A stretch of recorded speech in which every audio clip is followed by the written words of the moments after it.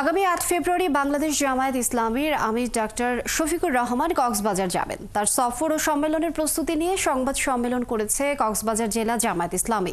এই উপলক্ষে বুধবার কক্সবাজার জেলা জামায়াত ইসলামীর কার্যালয়ে আয়োজিত সংবাদ সম্মেলনে জেলা জামায়াতে আমির অধ্যক্ষ মাওলানা নূর আহমদ আনোয়ারি লিখিত বক্তব্যে জানান, ৮ ফেব্রুয়ারি শনিবার সকাল ৯টায় কক্সবাজার সরকারি কলেজ মাঠে জামায়াতের কর্মী সম্মেলন জনসভায় পরিণত হবে।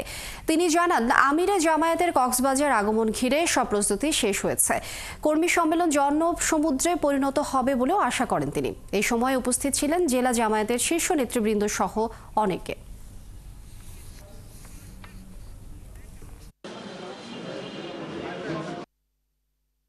আয়োজিত কর্মী সম্মেলনকে সফল করার লক্ষ্যে আমরা ইতিমধ্যে জেলার প্রত্যেক উপজেলা, ইউনিয়ন, ওয়ার্ড, ইউনিট ভিত্তিক প্রস্তুতি কাজ শেষ পর্যায়ে নিয়ে এসেছি।